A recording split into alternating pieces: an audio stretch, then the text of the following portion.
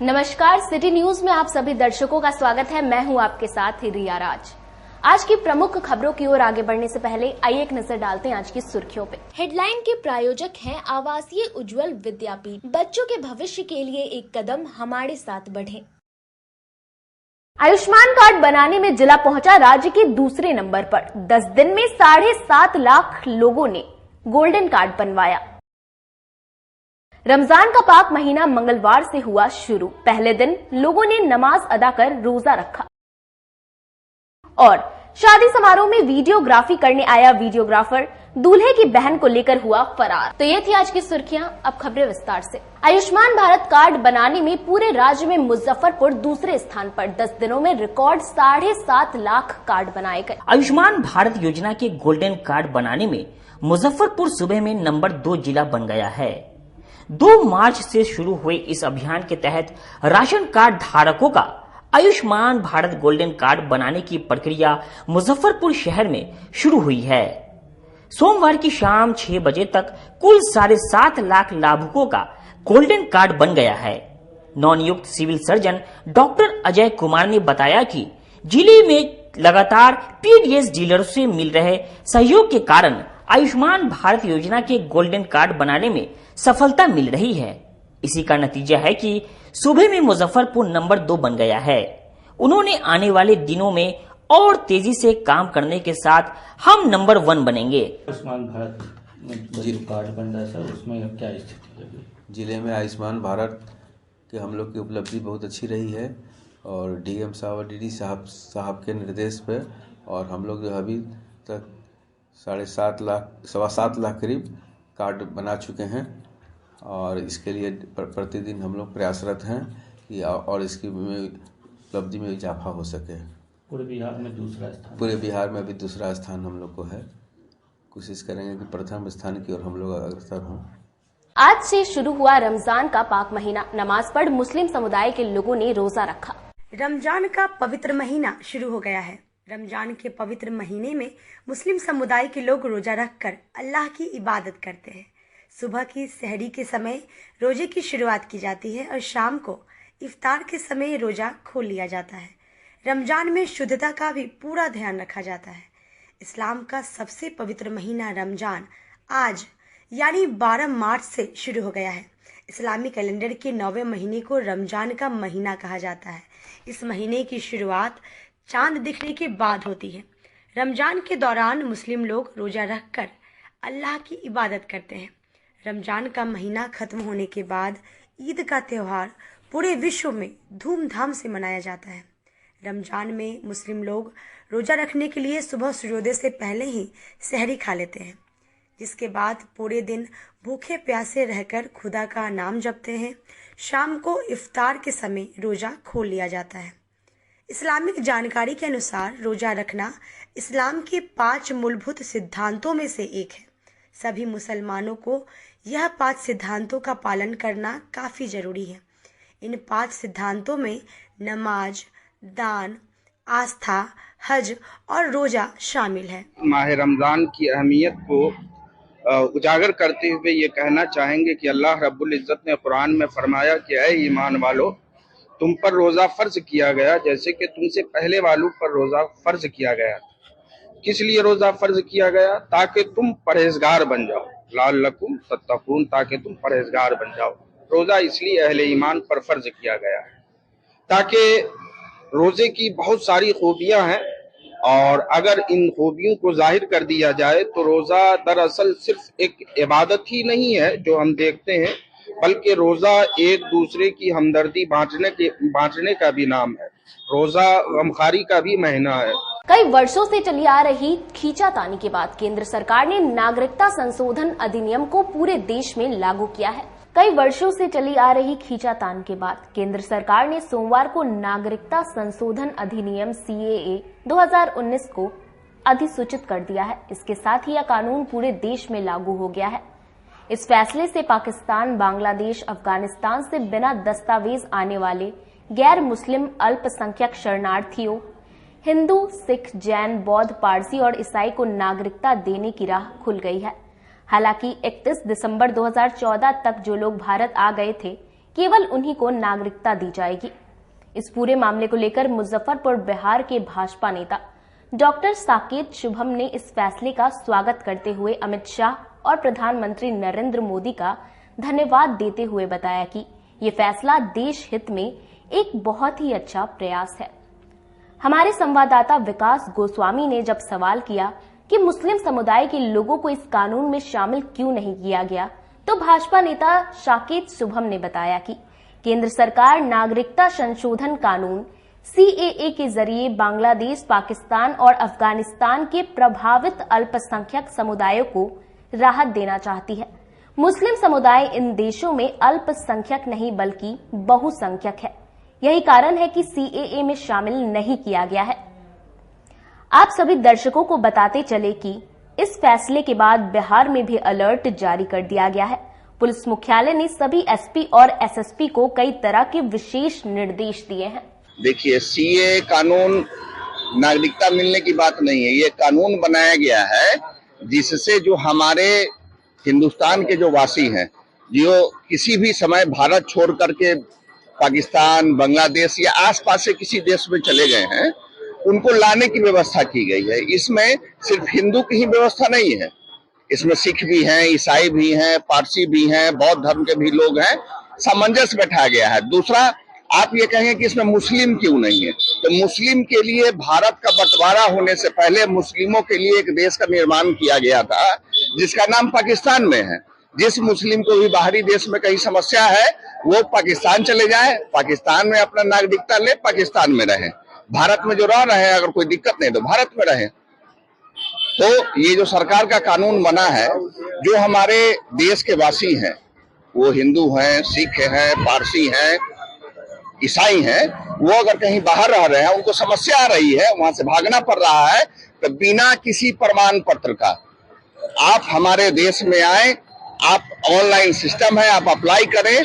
आपको 2014 से पहले हिंदुस्तान में आने का कोई एक प्रमाण होना चाहिए। आपका होटल का बिल हो, ट्रेन का बिल हो, एयरपोर्ट का बिल हो, एक नॉर्मल कोई भी बिल डिटेल आप सबमिट करके आप हमारे साथ जुड़ सकते हैं, हिंदुस्तान के वासी बन सकते हैं। और आपको किसी भी देश की नागरिक प्रमाण पत्र की या किसी भी तरह के पासपोर्ट की आवश्यकता नहीं है।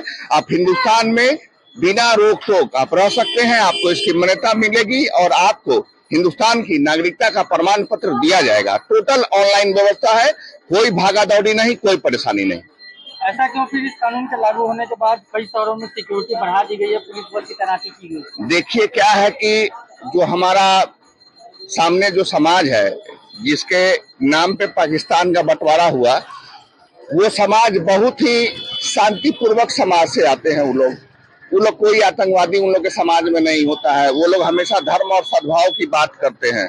इसी के लिए सुरक्षा बढ़ा दिया गया है कि शांति प्रिय लोग हैं, कहीं कुछ धरना प्रदर्शन स्टार्ट कर देता। हमारे अमित शाह जो हैं, वो भविष्य के चिंतक हैं, वो हमेशा भविष्य को सोच के काम करते हैं। और मैं एक बात और बता दूं कि हमारे नरेंद्र मोदी सरकार की जो भी योजनाएं हैं, अभी आपको आने वाले वर्षों में जनसंख्या नियंत्रण कानून भी देखने को मिलेगा, तो उसका भी विरोध वही लोग करेंगे।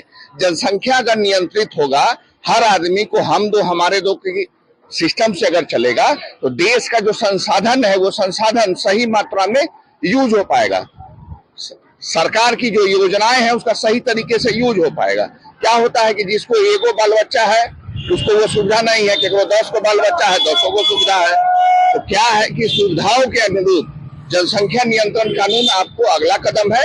और आने वाले भविष्य में आपके इस हिंदुस्तान में ऐसा आमूलचूल परिवर्तन होगा कि जो इस देश के वासी हैं, जिनको इस देश से प्रेम है, उनको यहाँ कभी कोई दिक्कत नहीं होगी। शादी समारोह में आया वीडियोग्राफर दूल्हे की बहन को लेकर हुआ फरार, थाने में आवेदन दर्ज हुआ है। मुजफ्फरपुर जिले के अय्यापुर गांव में 4 मार्च को एक युवक की शादी तय हुई थी। इस दौरान शादी का वीडियोग्राफी करने के लिए दूल्हे के जीजा ने अपने गांव के एक वीडियोग्राफर को साथ लाया था। युवक के घर पर शादी की सारी रस्में पूरा हो गया। शाम को बारात जाने के लिए सभी लोग तैयार हो गए। इसी बीच बाजार जाने की बात कहकर दूल्हे की बहन शाम को ही घर से निकल गई। देर रात होने के बाद भी दूल्हे की बहन घर नहीं लौटी, तो घर के परिजन ने उसकी खोजबीन शुरू कर दी, जिसके बाद 6 फरवरी को दूल्हे के जीजा को पता चला कि उसके गांव का वीडियोग्राफर युवक उसकी साली को लेकर फरार हो गया है। इसके बाद घर के परिवार वालों का होश उड़ गया। वीडियोग्राफर युवक की नीयत से सभी परिजन अनजान थे। पूरे मामले को लेकर दूल्हे के पिता ने अहियापुर थाने में 8 मार्च को FIR दर्ज करवाया है, जिसमें उन्होंने बताया कि 4 मार्च को मेरी पुत्री शाम को बाजार जाने की बात कहकर घर से निकली थी। देर रात घर नहीं आई तो हम लोगों ने संबंधित लोगों से टेलीफोन पर जानकारी ले रहे थे। 6 मार्च को मेरे दामाद द्वारा बताया गया कि उसके गांव से वीडियोग्राफी करने आए लड़का ने उसकी बेटी को बहला फुसलाकर अपने घर ले गया है। तो हम लोगों ने वीडियोग्राफर लड़के के घर पहुंचकर उनके परिजन से मुलाकात की तो परिजनों ने बताया कि वो लोग रात भर रुककर यहां से निकल गए। वहीं अहियापुर थानेदार रोहन कुमार ने बताया कि इस संबंध में प्राथमिकी दर्ज कर ली गई है, जांच कर उचित कार्रवाई की जाएगी। दर्ज की गई है लक्ष्मण राय की, उसमें अनुसंधान चल रहा है। क्या आवेदन दिया गया, क्या शिकायत है? शिकायत यही है कि उसकी बेटे की शादी में और उसके साथ कुछ लड़के आए थे, उन्हीं लोग के ऊपर आरोप लगाया गया कि ये लड़की को बहला फुसला कर। वीडियोग्राफर का नाम है, इसकी जांच चल रही है। जांच कर कार्रवाई की जा रही है, प्राथमिक छापेमारी कर रही है बराबर। कब से क्या है सर? 6 तारीख को।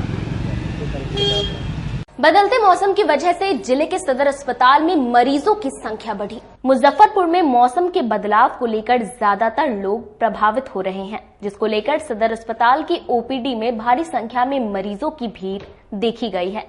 OPD में यह मरीज की भीड़ ज्यादातर मौसम से प्रभावित सर्दी, खांसी, बुखार से ग्रसित लोग हैं। ग्रामीण एवं शहरी क्षेत्र से बड़ी संख्या में मरीज सदर अस्पताल की OPD में इलाज के लिए पहुंचे हुए हैं। इस भीड़ को नियंत्रण करने के लिए गार्ड को सख्त दिशा निर्देश दिए गए हैं। बता दें कि मौसम का प्रभाव खासकर छोटे बच्चे और बुजुर्ग में देखा जा रहा है। अनुमानित मरीजों की संख्या सदर अस्पताल के OPD में 250 से 400 के करीब रहती थी, लेकिन मौसम के प्रभाव के कारण यह संख्या बढ़कर मंगलवार की सुबह 400 से 600 हो गई है। इस बात की जानकारी देते हुए सदर अस्पताल के डॉक्टर विजय कुमार यादव ने बताया कि अभी के दिनों में ज्यादा मरीज OPD में मौसम बदलाव के कारण कोल्ड फीवर और खांसी बीमारियों से ग्रसित मरीज आ रहे हैं। ऐसा इसलिए हो रहा है क्योंकि जिले में लगातार मौसम में बदलाव हो रहे हैं, जिसको लेकर बड़ी संख्या में मंगलवार को OPD में मरीजों की भीड़ देखी गई है। हम लोग सभी मरीजों को उचित परामर्श देकर उनका इलाज कर रहे हैं। इस दौरान उन्होंने सावधानियां बरतने को भी कहा है। देखिए, अभी सबसे ज्यादा जो पेशेंट आते हैं जिसे कफ कोल्ड फीवर, जिसको कि हम लोग अपर रेस्पिरेटरी ट्रैक इन्फेक्शन बोलते हैं, ज़्यादातर वही है। कफ कोल्ड फीवर के पेशेंट आ रहे हैं और बाकी अपना डिफरेंट डिजीज के जो हैं, जैसे मान लीजिए जो पहले से क्रोनिक डिजीज में BP का दवा खा रहे हैं, चीनी का दवा खा रहे हैं, वो अपना आ रहे हैं। लेकिन मैक्सिमम अभी मौसम चेंज होने से जो है पेशेंट ज़्यादातर कफ कोल्ड फीवर के पेशेंट OPD में देखने को नजर आ रहे हैं। नगर थाना क्षेत्र के रानी सती मंदिर के समीप रहने वाले अंडा कारोबारी से साइबर ठगी गिरोह ने 1 लाख रुपए ठगी का प्रयास किया है। जिले में एक अंडा कारोबारी से लगभग 1 लाख रुपए की ठगी का प्रयास किया गया। यही नहीं, फ्रॉड ने कॉल कर गाली गलौज की, जिसके बाद मामले को लेकर साइबर पोर्टल पर शिकायत दर्ज करने की बात कही गई है। नगर थाना क्षेत्र के रानी सती मंदिर के समीप रहने वाले अंडा कारोबारी राकेश कुमार को व्हाट्सएप पर साइबर अपराधी ने कॉल किया। कॉल पर उनसे कहा गया कि उनका बेटा 3-4 दोस्त के साथ मिलकर एक लड़की के साथ रेप किया है। पूछताछ के दौरान आपके बेटे को बहुत मार लगी है। अगर आप चाहते हैं कि इस मामले में आपके बेटे के खिलाफ कोई FIR दर्ज न हो तो ऑनलाइन 80,000 रुपए भेजने होंगे। इसके बाद अंडा कारोबारी घबरा गया। इसके बाद उन्होंने साइबर अपराधी से 5 मिनट का समय मांगा। इसके बाद अंडा कारोबारी ने अपने बेटे से पूरे मामले की जानकारी ली। फिर उन्हें पता चला कि यह साइबर फ्रॉड है, जिसके बाद कुछ परिचित मीडिया कर्मी को बुलाकर उसे कॉल किया। व्हाट्सएप कॉल को किसी तरह उन्होंने रिकॉर्ड कर लिया। UPI जो नंबर भेजा है उसका स्क्रीनशॉट भी अपने पास रख लिया। इसके बाद साइबर पोर्टल पर मामले को दर्ज करवाया। साइबर अपराधी खुद को दिल्ली पुलिस बता रहे थे। वहीं अंडा कारोबारी का एक बेटा दिल्ली में पढ़ाई करता है, जिनसे उसे घबराहट हो गई थी। लेकिन वह अपनी सूझबूझ दिखाते हुए साइबर अपराधी के झांसे में नहीं आकर मामले की जानकारी ली। इस तरह अंडा कारोबारी ने लाखों रुपए की ठगी से खुद को बचा लिया। पूरे मामले को लेकर अंडा कारोबारी राकेश कुमार ने बताया कि उन्हें व्हाट्सएप पर कॉल आया था। साइबर अपराधी ने कहा कि वह दिल्ली पुलिस बोल रहा है, उनका बेटा दोस्त के साथ मिलकर किसी लड़की के साथ रेप किया है। अगर इस मामले में एफआईआर दर्ज नहीं करवाना चाहते तो पैसे देने होंगे, जिसको लेकर उन्हें यूपीआई नंबर भी भेजा गया था। हमारे पास एक कॉल आया कि आपका लड़का रेप केस में 4 लड़का दोस्त मिलकर एक लड़की को रेप कर दिया है, तो आपका लड़का हमारे अंडर में है। अगर इसको छुड़वाना है तो इसको मार भी बहुत लगी, अगर छुड़वाना है इसको तो बोलिए छोड़े के एफआईआर करके अंदर कर दे। तो हम तो बोले, घबरा गए, हम तो बोले कि नहीं, हमको ऐसे पता था कि फर्जी कॉल है, हमको लग गया था। हमारा लड़का भी MIT कॉलेज में पढ़ता है। हाँ, एक दिल्ली में पढ़ता है। हाँ, दिल्ली में। तो उसके बाद हम कंफर्मेशन कर लिए कि हमारा बच्चा लड़का ठीक है, हम समझ गए फर्जी कॉल है। तो इसको हम बोले कि ठीक है, से इसको तुम लड़का को छुड़वा दो किसी तरह। तो 80,000 का बोला कि तुरंत UPI ऑन कीजिए, आप 80 नंबर दे रहे हैं, हम 80,000 रुपया हम आपको लगा दीजिए। तो हम तो बोले कि भाई हमको तो लगाने नहीं आता है, हम किसी को कैश देंगे तो लगा देगा, हमको टाइम दीजिए। तो बड़ी मुश्किल से वो टाइम दिया हमको 5 मिनट के लिए। उसी में हम न्यूज़ वाले को भी खबर किए और तब उसके बाद वह बार बार कॉल कर ही रहा था, तो लाइव भी आया है वह। तो बार बार कॉल कैसे कर रहे हैं? व्हाट्सएप पर कॉल कर रहा था उसका, जो हम रिकॉर्ड भी किए हैं। कहाँ बोल रहा था कि आपका लड़का कहाँ रेप कर दिया? वो इस पोजीशन से बोल रहा था, दिल्ली के बात बता रहा था। दिल्ली का? हाँ, मेरा लड़का। ये समझ में नहीं आता है कि मेरा नाम, लड़का का नाम उसको कैसे पता है। दिल्ली पुलिस बन के बात कर रहे हैं? हाँ, दिल्ली पुलिस बन के बात कर रहे थे। वो अपना व्हाट्सएप पर पुलिस का फोटो भी लगाया हुआ है। क्या नाम हुआ आपका? राकेश कुमार। क्या करते हैं?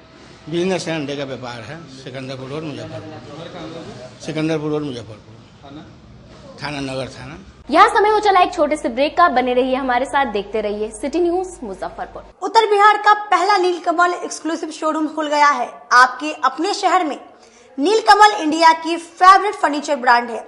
इस कंपनी के सभी रेंज एक ही छत के नीचे आपको मिलेंगी। होम फर्नीचर, ऑफिस फर्नीचर की सभी रेंज यहाँ उपलब्ध है। कंपनी का एक्सक्लूसिव शोरूम होने के कारण 40% तक की विशेष छूट मिल रही है। इसके अलावे 0% इंटरेस्ट के साथ बैंक से फाइनेंसिंग की भी सुविधा उपलब्ध है। तो देर मत कीजिए, एक बार हमारे यहाँ अवश्य पधारे। हमारा पता है Mithanpura, Narayanpur road, opposite Vaishali management college, और हमारा मोबाइल नंबर है 9334900888 और हमारा दूसरा नंबर है 7004320580।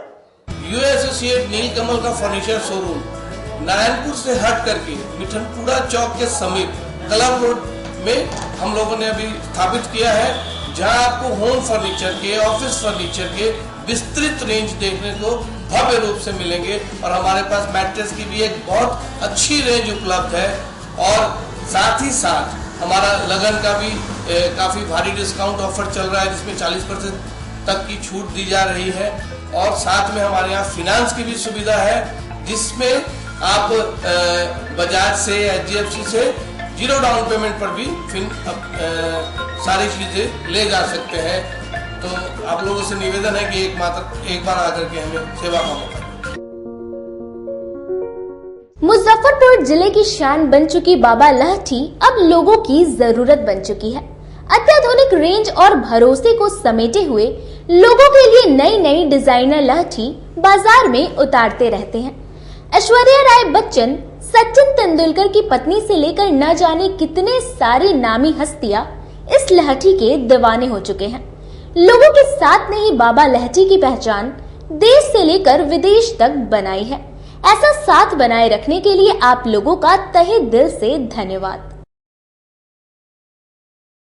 अपने सपनों की आशिया को दे एक नई पहचान माँ भवानी डेकोर प्राइवेट लिमिटेड के साथ, जो है authorised distributor of Kajaria.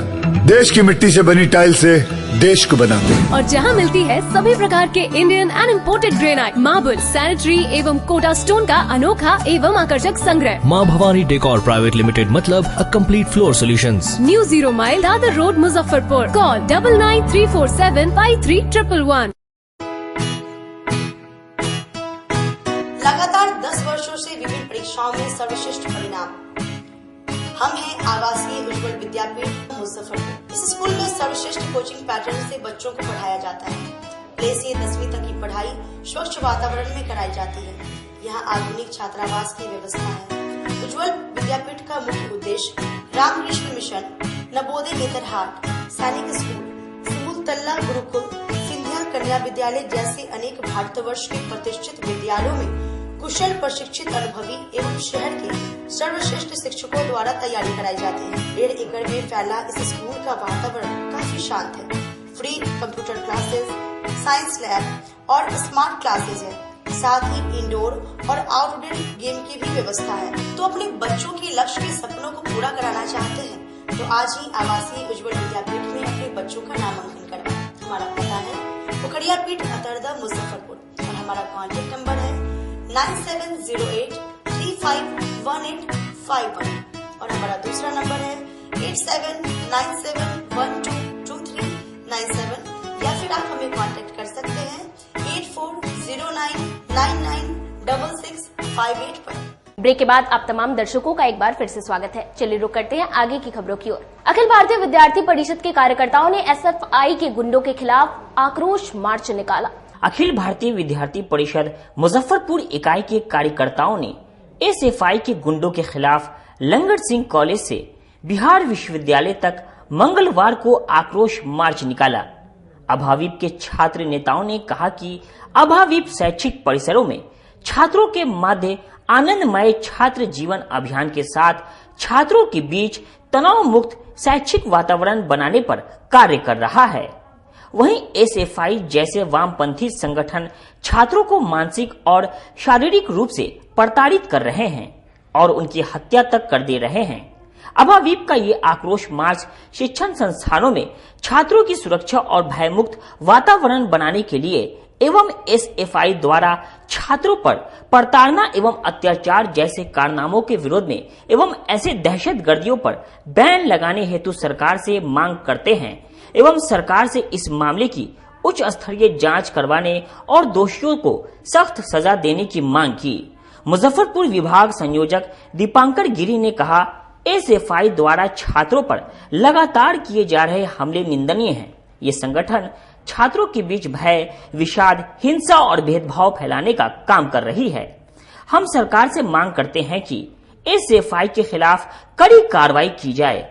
Muzaffarpur महानगर जिला संयोजक मयंक मिश्रा ने कहा कि ये घटना शिक्षण संस्थानों में बढ़ती हिंसा और अराजकता का एक गंभीर चिंता का विषय है। सरकार को इस मामले पर गंभीरता से ध्यान देना चाहिए और दोषियों को सख्त सजा देनी चाहिए। आज की आप लोग जानते हैं जिस प्रकार से केरल के एक veterinary and animal science university के छात्र सिद्धार्थन को वहां के एसएफआई के गुंडे, जो वहां की वामपंथी सरकार है उसके द्वारा संरक्षित प्राप्त एसएफआई के गुंडे के द्वारा पीट कर रैगिंग करके उसे मार दिया गया है। उसी के विरोध में अखिल भारतीय विद्यार्थी परिषद विश्व के सबसे बड़े छात्र संगठन होने के नाते यहाँ बिहार विश्वविद्यालय में आज आंदोलन कर रही है। बिहार विश्वविद्यालय में ही नहीं बल्कि भारत देश के हर कोने कोने के विश्वविद्यालयों में आज विद्यार्थी परिषद प्रदर्शन। ट्रेलर में जिस तरह से सिद्धार्थ के साथ हुआ ये बहुत ही गलत हुआ है, इसको बंद किया जाए। इसलिए हम लोग जस्टिस की मांग कर रहे हैं। एबीवीपी सबसे बड़ा छात्र संघ ये है, इसलिए हम लोग मांग कर रहे हैं ताकि उसको जस्टिस मिले और दोबारा इस तरह की निंदनीय घटना देखने को नहीं मिले। इसको स्टॉप किया जाए और जो जिसने उसके साथ गलत किया है उसको फांसी की सजा दी जाए। इससे ही ये कम हो पाएगा। कैसा लगता है कि शिक्षा के संस्थानों में इस तरीके से हत्या कर रही है? नहीं, ये बहुत बुरा लगता है। ये बिल्कुल नहीं होना चाहिए। इससे विद्यार्थी कॉलेज आने से डरेंगे और वो अपना बेहतर नहीं कर पाएंगे। इस तरह से शिक्षा उनका बंद हो जाएगा, जो कि अच्छी बात नहीं है। लोकसभा आम निर्वाचन निर्वाचकों के लिए मेरा पहला वोट देश के लिए अभियान के तहत आरबीबीएम कॉलेज में स्वीप गतिविधि चलाई गई। लोकसभा आम निर्वाचन 2024 युवा निर्वाचकों के लिए मेरा पहला वोट देश के लिए अभियान के तहत मंगलवार को आरबीबीएम कॉलेज में स्वीप गतिविधि चलाई गई।